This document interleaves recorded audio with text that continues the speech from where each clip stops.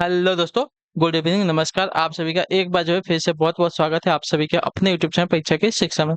I hope कि आपसे अच्छे होंगे। आपकी जो तैयारी है वो भी जो है बढ़िया तरीके से चल रही है। तो जो बच्चे क्लास में फर्स्ट टाइम में पहली बार आए हैं, नए हैं, उन सबको बताते हैं हमारे चैनल पे आपकी बीएड प्रवेश परीक्षा 2024 की आपकी तैयारी रेगुलर बेसिस पे करवाई जाए। तो जिसे भी तैयारी पूरी करनी है, कंप्लीट करनी है, चैनल को सब्सक्राइब करके हमारे साथ जुड़ जाएंगे। उसके बाद जो बेल आइकन वाला बटन देगा उसको ऑन कर देंगे।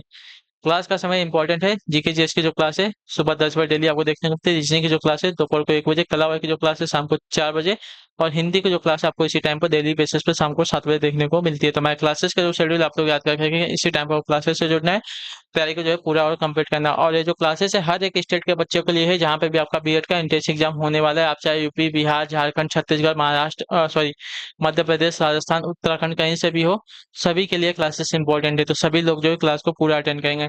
बाकी आपको हमसे और कुछ पूछना तो आप इंस्टाग्राम पर आके पूछ सकते हैं। परीक्षा के सिस्टम का इंस्टाग्राम का पेज है, नीचे डिस्क्रिप्शन का लिंक मिल जाएगा, वहाँ पे जाइए, हमें फॉलो करके मैसेज कर दीजिए। उसी के नीचे देखिए हमारे टेलीग्राम चैनल का भी लिंक आपको मिलेगा। वहाँ पे क्या है, डेली बेसिस पर जो क्लास का अपडेट है वो दिया जाता है, और जो का एग्जाम का अपडेट है वो भी आपको वहाँ पे दिया जाता है। तो आप लोग वहाँ से जुड़ेंगे तो आपका कोई भी अपडेट जो है क्लास के रिगार्डिंग छूटेगा नहीं। आपकी जो है क्लास कंप्लीट होगी। ठीक है, तो चलेंगे क्लास स्टार्ट करेंगे। स्टार्ट करने से पहले जिसने अभी तक देखिए क्लास को लाइक नहीं किया, क्लास को लाइक कर देंगे, क्लास को अपने दोस्तों जो शेयर कर देंगे, और जिसने अभी तक चैनल को सब्सक्राइब नहीं किया चैनल को सब्सक्राइब कर लेंगे। तैयारी पूरी करनी है आप सभी को तो। ठीक है, चलिए पहला क्वेश्चन देखते हैं। आपका 51 नंबर क्या देगा, सूर्योदय शब्द में कौन सी संधि है। सूर्योदय, सूर्योदय शब्द में कौन सी संधि है। तो सूर्योदय शब्द आपकी बताइए। तो सूर्योदय शब्द में आपकी गुण संधि होती है, जो आपका दिया गया यहाँ पे बी, ये वाला विकल्प आपका राइट आंसर। ठीक है, सूर्योदय शब्द में आपकी गुण संधि लगती है, सूर्य प्लस उदय। ठीक है, इसका संधि विच्छेद होता है। अगले क्वेश्चन पर बढ़ेंगे। आपका देखें 52 हुआ, गुजर बसर करना मुहावरे का सही अर्थ क्या हो जाएगा, बताइए। गुजर बसर करना मुहावरे का सही अर्थ क्या हो जाएगा। तो देखिए, गुजर बसर करना मुहावरे का सही अर्थ हो जाएगा साथियों, जीवन निर्वाह करना। जो आपका ये वाला विकल्प देगा आपका राइट आंसर होगा। ठीक है, चलिए अगले क्वेश्चन में बढ़ेंगे। आपका देखें 53 नंबर क्या देगा, सारंग शब्द के 3 अनेकाधिक शब्द हैं, जो शब्द इस श्रेणी में नहीं आता है वह कौन सा है। सारंग शब्द के 3 अनेकाधिक शब्द, सिंह है, भौरा है, वादक है और सर्प दिया गया है ना। तो देखिए, सारंग का सिंह हो जाएगा, भौरा हो जाएगा, सर्प हो जाएगा, लेकिन वादक जो है इसका अनेकाधिक शब्द नहीं हो, जो आपका दिया गया यहाँ पे सी वाला विकल्प आपका राइट आंसर होगा। ठीक है, अगले क्वेश्चन बढ़ेंगे। आपका 54 नंबर क्या देगा, प वर्ग के वर्ड कौन से। ठीक है, निम्न में प वर्ग के वर्ड कौन से होते हैं। दंतोष होते हैं, कंतोष होते हैं, ओष्ठ होते हैं या दंत होते हैं। तो प वर्ग में आपके ओष्ठ वाले आते हैं, जो आपका दिया गया यहाँ पे सी वाला विकल्प आपका राइट आंसर होगा। ठीक है, क्लियर हो गया इसके बारे में। अगले क्वेश्चन में आपको 55 नंबर बताने की कोशिश करेंगे, आपका राइट आंसर होगा। कस्तूरी शब्द है क्या, पुल्लिंग है, स्त्रीलिंग है, उभयलिंग है, इनमें से कोई नहीं। तो कस्तूरी शब्द की अगर बात करें तो कस्तूरी शब्द आपका एक स्त्रीलिंग शब्द है, जो आपका दिया गया यहाँ पे बी वाला विकल्प आपका राइट आंसर। ठीक है, कस्तूरी शब्द जो आपका स्त्रीलिंग वाला शब्द हो जाएगा। अगले क्वेश्चन बढ़ रहे हैं आपका 56 नंबर बताने की कोशिश करेंगे। 56 पे राइट आंसर क्या हो जाएगा, शून्य सी सत्य अशीष हमारी पूजहि मन कामना तुम्हारी, उपयुक्त वक्त में कौन सा छंद है। ठीक है, शून्य सी सत्य अशीष हमारी पूजहि मन कामना तुम्हारी, उपयुक्त वक्त में कौन सा छंद है ना। तो इसमें आपका छंद की बात करेंगे तो आपका चौपाई छंद है, जो आपका दिया गया यहाँ पे कौन सा वाला डी वाला विकल्प आपका राइट आंसर होगा। ठीक है, अगले क्वेश्चन बढ़े। आपका देखें 57 क्या देगा, पावक का सही संधि विच्छेद क्या होगा। पावक, तो पावक का सही संधि अगर देखिए जाएगा पौधन अक होता है, जो आपका दिया गया यहाँ पे डी वाला विकल्प आपका राइट आंसर। ठीक है, पौधन अक आपका जो है पावक का संधि विच्छेद होता है, ये याद रखेंगे। आपका अयादी संधि का उदाहरण होता है वाला। ठीक है, अगले क्वेश्चन बढ़े। आपका देखें 58 नंबर उत्तर देने की कोशिश करेंगे। आपका राइट आंसर होगा, राम नाम जपना पराया माल अपना का सही अर्थ क्या होता है। राम नाम जपना पराया माल अपना, इसका सही अर्थ क्या होता है। तो इसका सही अर्थ अगर देखने जाएंगे तो आपका होता है धोखे से धन कमाना, जो आपका दिया गया सी विकल्प आपका राइट आंसर है। ठीक है, राम नाम जपना पराया माल अपना, नहीं कि धोखे से क्या बोलते हैं, धन कमाना। ठीक है, अगले क्वेश्चन बढ़ेंगे। आपका देखिए 59 नंबर बताने की कोशिश करेंगे। आपका राइट आंसर का, ऐसा पुष्प जो अभी विकसित नहीं हुआ हो, इस वाक्य के लिए एक उपयुक्त शब्द का चयन कीजिए। ठीक है, ऐसा पुष्प जो अभी विकसित नहीं हुआ हो, इस वाक्य के लिए एक उपयुक्त शब्द क्या होगा। तो देखिए, इसको कहा जाता था तो मुकुल, जो अभी तक विकसित नहीं हुआ है, ऐसा फूल जो अभी तक विकसित नहीं हुआ है उसको मुकुल कहा जाता है। ठीक है, अगले क्वेश्चन बढ़ेंगे। आपका देखेंगे 60 नंबर क्या देगा, बताने की कोशिश करेंगे। आपका राइट आंसर निम्नलिखित विकल्पों में से तद्भव शब्द का चयन कीजिए। ठीक है, अमृत है, सज्जन है, धनुष है और कुआं है। तो इसमें से आपका तद्भव शब्द जो दिया गया है धुआं, धुआं हो जाएगा, जो आपका दिया गया यहाँ पे डी विकल्प आपका राइट आंसर। ठीक है, अमृत, सज्जन और धनुष आपके क्या बोलते हैं, तत्सम शब्द है। अगले क्वेश्चन बढ़े। आपका देखेंगे 61 नंबर, नवल सुंदर श्याम में कौन सा अलंकार है। नवल सुंदर श्याम, तो इसमें आपका कौन सा अलंकार है। तो इसमें आपका देखिए उल्लेख अलंकार है। ठीक है, नवल सुंदर श्याम। ठीक है, तो इसमें उल्लेखना की गई तो आपका उल्लेख अलंकार लगेगा, जो आपका दिया गया यहाँ पे पहला विकल्प आपका सही उत्तर। अगले क्वेश्चन बढ़ेंगे 62 बताएं कि कोशिश करेंगे राइट आंसर। कामायनी किस प्रकार का ग्रंथ है बताइए। कामायनी जो है किस प्रकार का ग्रंथ है, तो कामायनी आपका एक महाकाव्य है। इसका रचयिता कौन है, आप लोग हमें कमेंट करके उत्तर देंगे। ठीक है, मैंने आपको इसके बारे में बताया है। कालिदास जी की अंतिम रचना अभिज्ञान शाकुंतलम का हिंदी अनुवाद किसने किया था बताइए। कालिदास की अंतिम रचना अभिज्ञान शाकुंतलम का हिंदी अनुवाद किसने किया था, तो इसका आंसर आपका हो जाएगा साथियों, राजा लक्ष्मण सिंह ने किया था। ठीक है, जो आपका दिया गया यहाँ पे सी विकल्प आपका राइट आंसर होगा। ठीक है, क्लियर हो गया इसके बारे में। कालिदास की अंतिम रचना अभिज्ञान शाकुंतलम शाकुंतलम का जो बोलते हैं हिंदी अनुवाद आपका राजा लक्ष्मण सिंह ने किया था। ठीक है, अगले क्वेश्चन बढ़िया आपका देखिए 64 नंबर। तुलसीदास ने अपनी रचनाओं में किसका वर्णन किया है, शिव का, कृष्ण का, राम का या विष्णु का। तो तुलसीदास ने अपनी रचनाओं में जो है राम का वर्णन किया, जो आपका दिया गया सिविल विकल्प 64 पे आपका सही उत्तर होगा। ठीक है, क्लियर है। अगले क्वेश्चन बढ़ेंगे 65 में बताएंगे की कोशिश करेंगे 65 पे सही उत्तर का।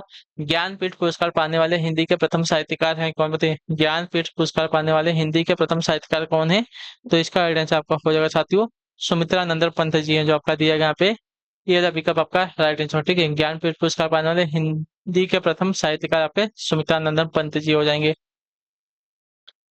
अगले क्वेश्चन बढ़ेंगे आपका देखेंगे 66 नंबर क्या जाएगा है। अब अली रही गुलाब में अपट कटेली डार में कौन सा अलंकार है बताइए। अब अली रही गुलाब में अपट कटेली डार में, इसमें कौन सा अलंकार है, तो इसमें अलंकार की बात करें आपका अनयोक्ति अलंकार है, जो आपका दिया गया ये वाला विकल्प आपका राइट आंसर। अब अली रही गुलाब में अपट कटेली डार में, तो इसमें अलंकार की अगर बात करें तो आपका अनयोक्ति अलंकार है। ठीक है, अगला आपका देखें 67 पेट में दाढ़ी होना मुहावरे का सही अर्थ क्या बताइए। पेट में दाढ़ी होना इस मुहावरे का सही अर्थ क्या है, तो इस मुहावरे का सही अर्थ अगर देखने जाएंगे तो आपका हो जाएगा साथियों देखने में सीधा किंतु चालाक होना। ठीक है, जो आपका दिया गया यहाँ पे दिल विकल्प आपका राइट आंसर। पेट में दाढ़ी होना इस मुहावरे का सही अर्थ होता है देखने में सीधा किंतु चालाक होना। ठीक है, क्लियर से इसके बारे में, तो जो आपका दिया गया यहाँ पे डी विकल्प आपका राइट आंसर होगा। ठीक, अगले क्वेश्चन में बढ़ेंगे 68 नंबर उत्तर देंगे की कोशिश करेंगे। 68 में आपका राइट आंसर होगा निम्नलिखित में से सममात्रिक छंद का कौन सा उदाहरण बताइए। निम्नलिखित में से सममात्रिक छंद का उदाहरण कौन सा है, तो देखिए सममात्रिक छंद के उदाहरण की अगर बात करेंगे आपका चौपाई हो जाएगा, जो आपका दिया गया यहाँ पे सी वाला विकल्प आपका राइट आंसर। ठीक है, सममात्रिक छंद का उदाहरण आपका चौपाई होता है। ठीक है, जिसके हर चरण में आपकी कितनी थी 16 मात्रा होती है, ये बात भी याद रखेंगे। अगले क्वेश्चन में बढ़ेंगे आपका देखिए 69 नंबर उत्तर देने की कोशिश करेंगे आपका राइट आंसर। बहिरंग का विलोम शब्द बताइए। बहिरंग का विलोम शब्द क्या होता है, देखिए बहिरंग के विलोम की अगर बात करेंगे तो आपका रंगारंग हो जाएगा जी। आपका पहला विकल्प देगा आपका राइट आंसर। ठीक है, बहिरंग का विलोम शब्द का रंगारंग होता है। ठीक, क्लियर। एक मिनट, बहिरंग का विलोम आपका नहीं, सॉरी ये गलत है। बहिरंग का विलोम का अंतः रंग होता है। ठीक है, बहिरंग मतलब बाहर का रंग और अंतर रंग मतलब अंदर का रंग। ठीक है, अगले क्वेश्चन बढ़ने के बाद 70 न बताएं की कोशिश करेंगे आपका 70% तो पंचवटी में कौन सा समास है। पंचवटी में कौन सा समास है, देखिए पंचवटी यानी कि 5 वटों का समाहार, उसको बोलते हैं द्विगु समास। जहां पे भी आपका पहला पद संख्यावाचक होता है उसमें आपका क्या होता है, द्विगु समास होता है। ठीक है, लेकिन अगर यहीं पे एक दंत, तो एक दंत जो है आपका गणेश भगवान का वो हो जाएगा ना, तो इसमें आपका बहुव्रीहि समास है। इसमें देखिए एक दांत, इसमें भी आपका पहला पद संख्यावाची होगा, लेकिन यहाँ पे क्या है तीसरा पद प्रधान होता है, पहला पद प्रधान नहीं होता है। तो जो आपका दिया गया है वो वाला आपका बहुब्रीहि समास होता है। एक दंत जो आपका बहुब्रीहि समास का होगा, लेकिन यहाँ पे पंचवटी दिया है, यानी कि 5 वटों का समाहार, तो यहाँ पे आपका द्विगु समास हो जाएगा। ठीक है, दोनों आप लोग क्लियर करके रखेंगे। मुंबई हिंदी विद्यापीठ की स्थापना कब की गई थी बताइए। मुंबई हिंदी विद्यापीठ की स्थापना कब की गई थी, तो इसकी स्थापना आपकी 1938 में की गई थी, जो आपका ये विकल्प देगा आपका राइट आंसर होगा। ठीक है, बहुत इंपॉर्टेंट क्वेश्चन है। मुंबई हिंदी विद्यापीठ की स्थापना 1900 सॉरी 38 में की गई थी। ठीक है, 1938 में की गई थी। मुंबई हिंदी विद्यापीठ की स्थापना 1938 में की गई थी। 72 पूरे अपभ्रंश साहित्य को पुरानी हिंदी मानने वाले आलोचक का नाम क्या था बताइए।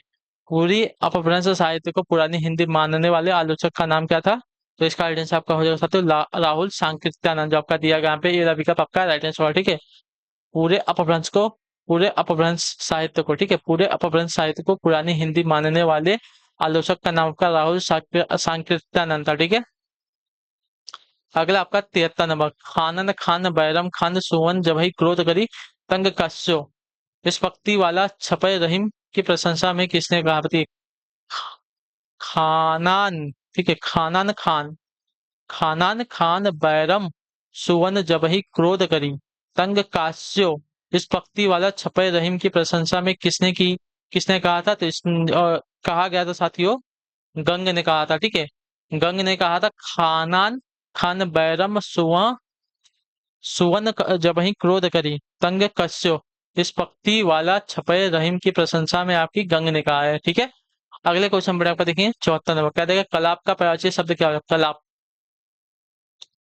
तो कलाप का प्राचीन शब्द का माथा हो जाएगा, सॉरी कलाप नहीं है कपाल है, कपाल का प्राचीन शब्द बोला है ना, तो कपाल का आपका माथा हो जाएगा, कपाल हो जाएगा, ये सभी हो जाएगा। ठीक है, तो जो आपका दिया गया यहाँ पे डी विकल्प आपका 74 पे राइट आंसर। अगले क्वेश्चन बढ़ेंगे आपका देखिए 75 नंबर, बताएंगे की कोशिश करेंगे राइट आंसर का हो जाए। क्या दिया गया है,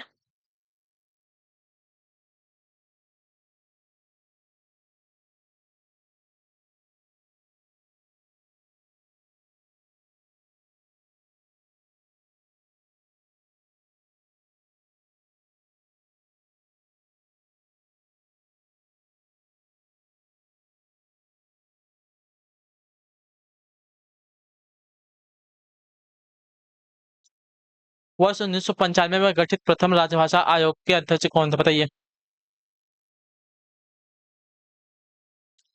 तो आपके बीजी खैर जी, जो आपका दिया गया पे विकल्प आपका राइट आंसर होगा। ठीक है, वर्ष 1995 में गठित प्रथम राजभाषा आयोग के अध्यक्ष आपके बीजी खैर थे। अगले क्वेश्चन बढ़े आपका देखिए 76 नंबर है, कौन सा उपसर्ग आचार शब्द से पूर्व लगने पर उसका अर्थ जो है जुल्म, बताइए। कौन सा उपसर्ग जो है आचार शब्द से पूर्व लगने पर उसका अर्थ जो है जुल्म हो जाता है।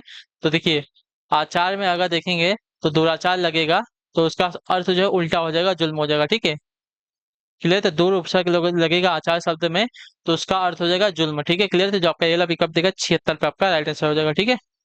अच्छा एक मिनट एक मिनट, तो ये तो दुराचार हो जाएगा, तो बुरा व्यवहार हो जाएगा।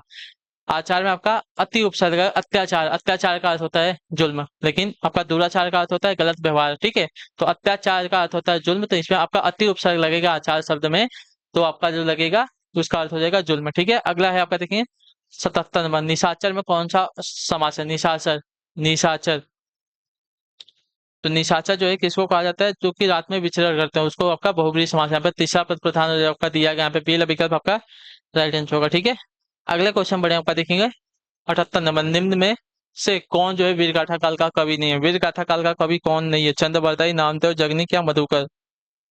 तो वीरगाथा काल का कवि जो दिया गया है यहाँ पे नामदेव नहीं है, जो आपका दिया गया यहाँ पे बेल विकल्प आपका राइट आंसर है। ठीक है, अगले क्वेश्चन पढ़े आपका देखें 79 नंबर, जो पहले कभी ना हुआ हो इस वाक्य के लिए सही शब्द है। जो पहले कभी नहीं हुआ हो इस वाक्य के लिए एक शब्द ना, तो उसको कहते हैं अभूतपूर्व, जो आपका दिया गया यहाँ पे बेल विकल्प आपका राइट आंसर। जो पहले कभी नहीं हुआ हो इसके लिए एक शब्द आपका हो जाएगा अभूतपूर्व। ठीक है, क्लियर हो इसके बारे में।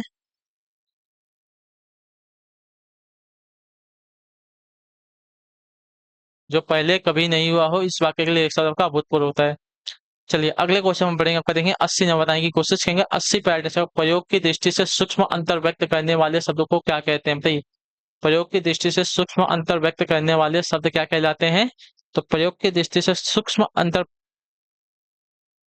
व्यक्त करने वाले, ठीक है, सूक्ष्म अंतर व्यक्त करने वाले शब्द आपके कहलाते हैं साथियों क्या, तो आपके कहलाते हैं समानार्थक शब्द, जो आपका दिया गया बी विकल्प आपका राइट आंसर हो जाएगा। ठीक है, क्लियर से क्वेश्चन, प्रयोग की दृष्टि से सूक्ष्म अंतर व्यक्त करने वाले शब्द आपके समानार्थक शब्द कहलाते हैं। अगले क्वेश्चन में आपका देखिए 81 में क्या देगा, वल्लभाचार्य किस संप्रदाय के संस्थापक हैं, बताइए। वल्लभाचार्य जो है किस संप्रदाय के संस्थापक हैं।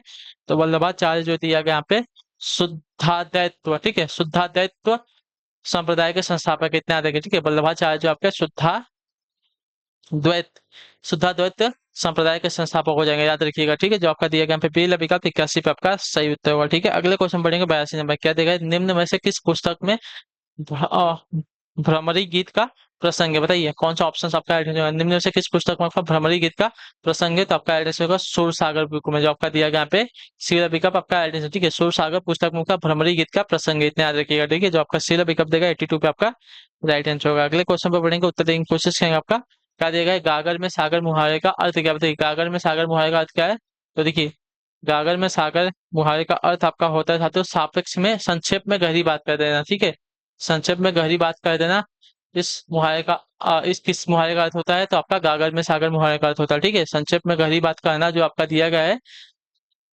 सागर में गागर मुहावरे का अर्थ होता है, याद रखिएगा। अगले क्वेश्चन बढ़े आपका देखिए 84 नंबर, क्या देगा है, 2007 ईस्वी का 8वां हिंदी विश्व सम्मेलन कहाँ आयोजित हुआ था, बताइए। 2007 ईस्वी का पूछा है। ठीक है, 2007 ईस्वी का 8वां हिंदी विश्व हिंदी सम्मेलन कहाँ पर आयोजित हुआ था।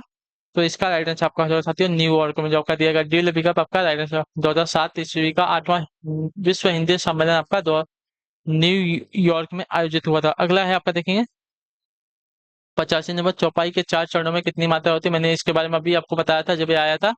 तो 16 मात्रा होती है, ठीक है। चौपाई के 4 चरणों में आपकी 16 मात्रा, हर चरण में आपकी 16 मात्रा होती है, इतना याद रखिएगा। अगला आपका देखें 86 नंबर, क्या देगा? निम्न में से कौन सा आपका स्वर संधि का उदाहरण? बताइए स्वर संधि का उदाहरण कौन सा हो जाएगा? तो स्वर संधि का रत्नाकर, रत्न प्लस आकर, ये आपका स्वर संधि का उदाहरण जो आपका दिया गया यहाँ पे, ये वाला विकल्प आपका राइट आंसर होगा, ठीक है। क्लियर है इसके बारे में। अगले क्वेश्चन बढ़ेंगे ऊपर देखिए 87 नंबर, औन्नत शब्द में कौन सा उपसर्ग है? औन्नत, तो औन्नत शब्द में आपका अ उपसर्ग लगा, जो आपका दिया गया यहाँ पे सी वाला विकल्प आपका राइट आंसर। अगला क्वेश्चन देखिए आपका 88 नंबर, क्या देगा? नैसर्गिक का विलोम शब्द क्या होगा? नैसर्गिक, नैसर्गिक, इसका विलोम शब्द क्या? देखिए नैसर्गिक, नैसर्गिक का विलोम शब्द आपका यहाँ पे कृत्रिम हो जाएगा, आपका ये वाला विकल्प देगा 88 पे आपका राइट आंसर होगा, ठीक है। नैसर्गिक का विलोम शब्द आपका कृत्रिम होता है, ठीक। चलिए अगले क्वेश्चन पर आपका देखिए 89 नंबर, बताने की कोशिश करेंगे राइट आंसर होगा। तू डाल डाल में पात पात का अर्थ क्या? बताइए तू डाल डाल में पात पात, इसका अर्थ क्या होता है? तो देखिए तू डाल डाल में पात पात, इसका अर्थ होता है दोनों के दोनों छलाक होना, जो आपका दिया गया यहाँ पे डी वाला विकल्प आपका राइट आंसर होगा, ठीक है। अगले क्वेश्चन पर आपका देखिए 90 नंबर उत्तर देने की कोशिश करेंगे, आपका राइट आंसर राजेश की काम के प्रति लगन और निष्ठा है कैसी? बताइए। राम की जो है, क्या बोला है? राजेश की, ठीक है, राजेश की काम के प्रति लगन और निष्ठा अधिक स्थान कैसी है? तो इसका राइट आंसर आपका हो जाएगा साथियों अनुकरणीय है, जो आपका दिया गया प्रसिद्ध विकल्प आपका राइट आंसर होगा, ठीक है। राम की सॉरी राजेश की काम के प्रति लगन और निष्ठा आपकी अनुकरणीय है, ठीक है। अगला आपका 91 नंबर बताने की कोशिश करेंगे राइट आंसर। बूंदी नरेश महाराज भाव सिंह का आश्रित कवि निम्नलिखित में से कौन था? बताइए बूंदी नरेश महाराज भाव सिंह का आश्रित कवि निम्नलिखित में से कौन था? तो इसका राइट आंसर आपका हो जाएगा साथियों मतीराम, जो आपका दिया गया सी विकल्प आपका राइट है। बूंदी नरेश महाराज भाव सिंह का आश्रित कवि जो है आपके मतीराम थे, जो आपका दिया गया सी विकल्प 91 पे आपका राइट आंसर। अगले क्वेश्चन बढ़ेंगे 92 बताने की कोशिश करेंगे राइट आंसर। भूषण का निम्नलिखित में से कौन सा लक्ष्मण ग्रंथ? बताइए लक्षण ग्रंथ है। भूषण का निम्नलिखित में से कौन सा आपका लक्षण ग्रंथ है? तो इसका राइट आंसर आपका हो जाएगा साथियों यहाँ पे शिवराज भूषण, जो आपका ये विकल्प देखिए आपका राइट आंसर होगा, ठीक है। शिवराज भूषण जो है भूषण का कैसा? तो लक्षण ग्रंथ है, जो आपका दिया गया यहाँ पे ये वाला विकल्प आपका राइट आंसर। शिवराज भूषण जो है भूषण का लक्षण ग्रंथ है, इतना याद रखिएगा, ठीक है। अगले क्वेश्चन बढ़ेंगे 93 मतलब 93 नंबर बताने की कोशिश करेंगे राइट। निम्नलिखित में से किस रचना का सर्वाधिक, निम्नलिखित में से किस रचना की सर्वाधिक टीकाएं लिखी गई है? बताइए निम्नलिखित में से किस रचना की सर्वाधिक टीकाएं लिखी गई हैं? तो इसका राइट आंसर आपका चाहते हो बिहारी सत्तसई की, जो आपका दिया गया यहाँ पे बेला विकल्प आपका राइट आंसर, ठीक है। बिहारी सत्तसई रचना की जो है सर्वाधिक टीकाएं लिखी गई हैं, तो जो आपका बेला विकल्प देगा 93 पे आपका राइट आंसर होगा, ठीक है। क्लियर होगा इसके बारे में।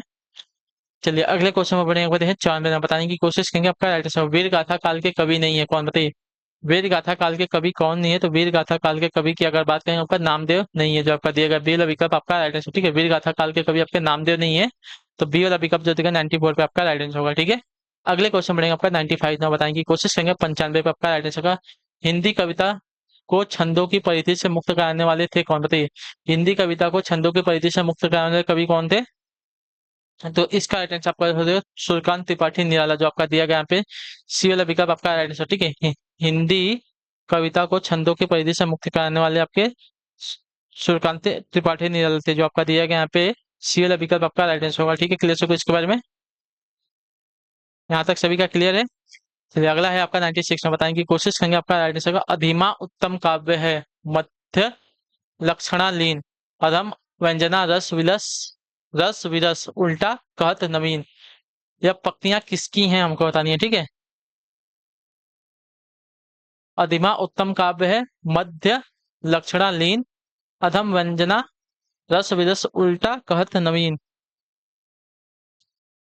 यह पंक्ति जो है किसकी है? तो यह पंक्तियां जो दी गई है आपकी यहाँ पे हो जाएगा साथियों देव की है, जो आपका दिया गया यहाँ पे डेल विकल्प आपका राइट आंसर होगा, ठीक है। क्लियर होगा इसके बारे में।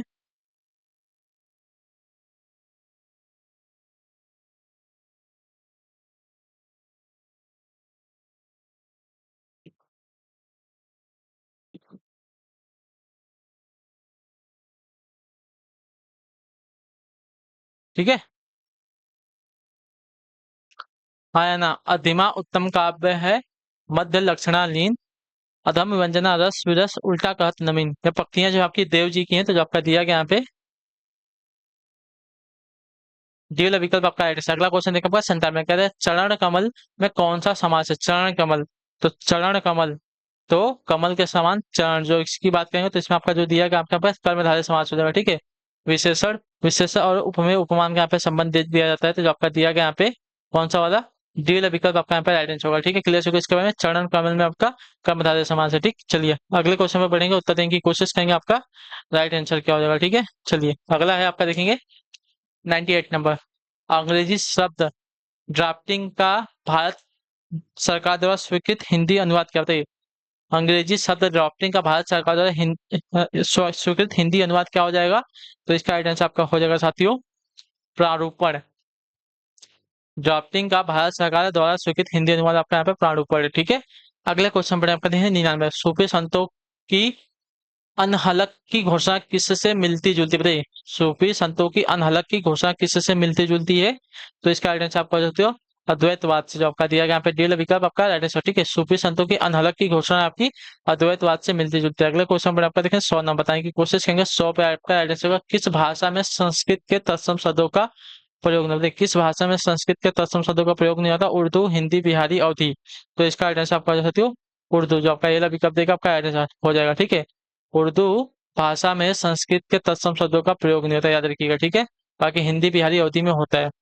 तो इसी के साथ जो आपकी क्लास है आज की यहीं पे कंप्लीट होता है। आई होप कि अब जो क्लास है आपको अच्छी लगी। अच्छे क्लास को लाइक करेंगे, चैनल पहले तो चैनल को सब्सक्राइब, और हमें जो है कमेंट अपने क्लास के बारे में जरूर देंगे, आपको क्लास कैसी लगी। ठीक है, तो बाकी हम आपसे मिलेंगे आपकी अगली क्लास में, जब भी आपका अगला सेशन होगा उसमें। तब तक के लिए टाटा बाय बाय, जय हिंद जय भारत। आप सभी का जो है क्लास से जुड़ने के लिए बहुत बहुत ही धन्यवाद साथियों। और अपना जो है कमेंट नीचे दे के जाइएगा, आपको क्लास कैसी लगी है, अपना फीडबैक जो है दे के जाइएगा। और पहले बार चैनल पर आए तो चैनल को सब्सक्राइब कर लीजिएगा और क्लास को लाइक कर दीजिएगा। ठीक है, तो चलिए अपने आप लोग अपना ख्याल रखिएगा।